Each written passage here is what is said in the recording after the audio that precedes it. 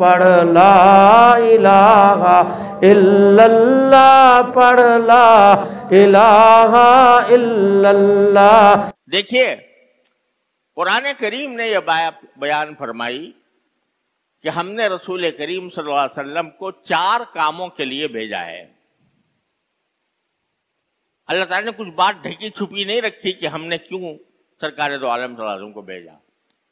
قرآن کریم میں 4 آیتوں میں، الگ الگ 4 آیتوں میں سرکار دو عالم صلی اللہ علیہ وسلم کے 4 فرائض منصبی بیان فرمائے کہ ہم نے ان کام کے لیے بھیجا ہے آپ کو۔ ایک یہ ہے یتلو علیہم آیاتہ، وہ اس لیے بھیجا ہے تاکہ لوگوں کے سامنے اللہ کی آیتوں کی تلاوت فرمائیں، یعنی قرآن کریم کی تلاوت۔ دوسرے فرمایا کہ یعلمہم الکتاب، کہ ان کو اللہ کی کتاب کی تعلیم دیں۔ پہلی تلاوت، دوسرے تعلیم، یہ 2 الگ الگ چیزیں ہیں، اور دونوں رسول کریم صلی اللہ علیہ وسلم کے مقاصد بعثت میں شامل ہیں، آپ کے فرائض منصبی میں شامل ہے کہ ایک تلاوت کریں لوگوں کے سامنے قرآن کریم کی آیات کی، اور تلاوت بھی اس طرح کریں جس طرح جبریل امین علیہ السلام نے آپ پر نازل کرتے ہوئے تلاوت کی تھی، جس کا ذکر سورہ قیامہ میں ہے کہ فَإِذَا قَرَأْنَاهُ فَاتَّبِعْ قُرْآنَهُ، کہ جب جبریل امین علیہ السلام آپ کے سامنے تلاوت کریں قرآن کریم کی تو آپ ان کی تلاوت کی پیروی کیجئے، جس طرح وہ تلاوت کر رہے ہیں اس طرح آپ بھی تلاوت کیجئے۔ تو ایک یہ مستقل مقصد ہے۔ بعض لوگ یہ سمجھتے ہیں کہ قرآن کریم کو سمجھے بغیر تلاوت کرنے کا کیا فائدہ، لیکن آپ نے دیکھا کہ اللہ تعالیٰ نے دونوں چیزوں کو الگ الگ بیان فرمایا۔ تلاوت ایک مستقل مقصد ہے سرکار دو عالم صلی اللہ علیہ وسلم کی تشریف آوری کا، اور تلاوت کا بھی وہ طریقہ جو جبریل امین کے ذریعے رسول کریم صلی اللہ علیہ وسلم تک پہنچا، جس کے لیے مسلمانوں نے ایک مستقل علم تجوید کی بنیاد ڈالی۔ ساری دنیا میں اقوام عالم میں علم تجوید کی کوئی مثال نہیں ملتی۔ کوئی زبان ہو، وہ انگریزی ہو، وہ فارسی ہو، وہ چینی ہو، وہ اسپینش ہو، کوئی زبان ہو، کسی زبان میں آپ کو یہ بات نہیں ملے گی، یہ علم نہیں ملے گا کہ کون سے حرف کو کس طرح ادا کیا جائے اور منہ کے کس حصے سے ادا کیا جائے اور کس کیفیت کے ساتھ ادا کیا جائے۔ ABCD EFGH پڑھ لیا سب نے، لیکن کیا کوئی ایسی کتاب ہے جس میں یہ لکھا ہو کہ بی کیسے نکلتی ہے، کہاں سے نکلے گی، ہونٹ کے کون سے حصے سے نکلے گی، اور سی کہاں سے نکلے گی، اور ڈی کہاں سے نکلے گی؟ کوئی زبان اس کی مثال پیش نہیں کر سکتی۔ لیکن چونکہ رسول کریم سرور دو عالم صلی اللہ علیہ وسلم کو اس کام کے لیے بھیجا گیا تھا، آپ کے مقاصد بعثت میں سب سے پہلے ذکر تلاوت قرآن کا ہے، لہذا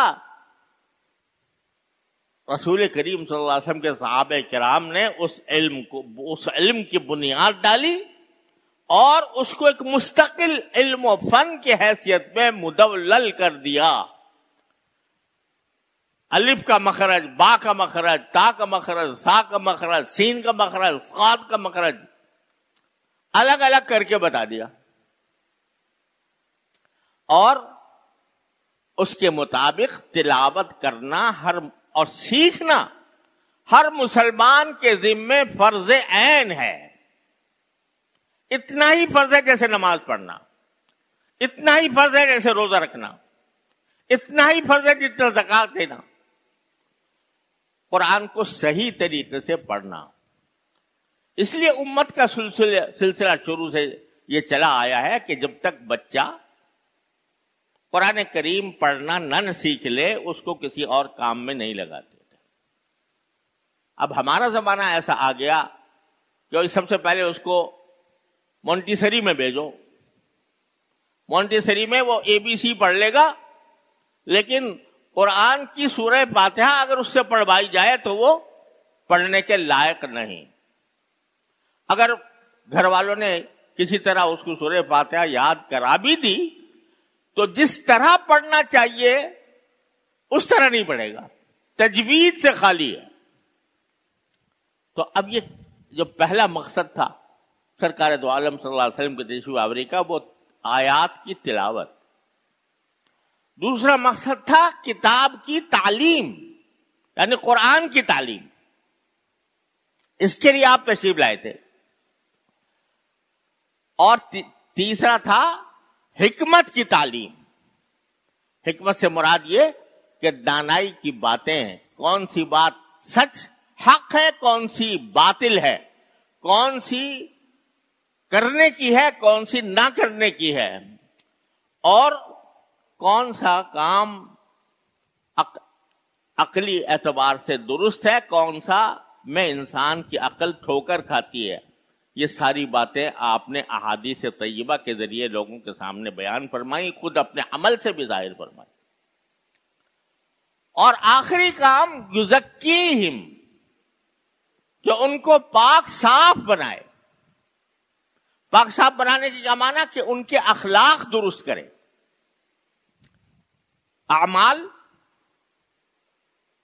اعمال جو ہے وہ صحیح طریقے سے ادا ہوں، اور انسان کے دل میں جو جذبات پرورش پاتے ہیں وہ درست ہوں. آدمی میں تکبر نہ ہو، حسد نہ ہو، بغض نہ ہو، لڑائی جھگڑے کا جذبہ نہ ہو، غصے کا ناجائز استعمال نہ ہو. اور اللہ تبارک و تعالیٰ نے ایک انسان کو جو صبر کی تاکہ جگہ جگہ فرمائی ہے قرآن کریم میں، اس صبر کی آپ ٹریننگ دیں لوگوں کو کہ کس طرح صبر ہوا کرتا ہے. یہ تھے مقاصد جو قرآن نے 4 جگہ بیان کیا، اور 4 مقاصد ہیں اور قرآن نے 4 جگہ بیان کیا. اب نبی کریم صلی اللہ علیہ وسلم کی محبت کیا اس حد تک محدود ہے کہ جب آپ کا اسم گرامی آئے تو انگوٹھے چوم لیں؟ اور کیا اس حد تک محدود ہے کہ جب آپ کا یوم پیدائش آئے تو چراغاں کر لیں؟ جب آپ کا یوم پیدائش آئے تو ایک جلوس نکال دیں، اس میں نعرے لگا لیں، نعرہ رسالت یا رسول اللہ. اس کا کہیں ذکر دیکھا آپ نے ان 4 چیزوں میں؟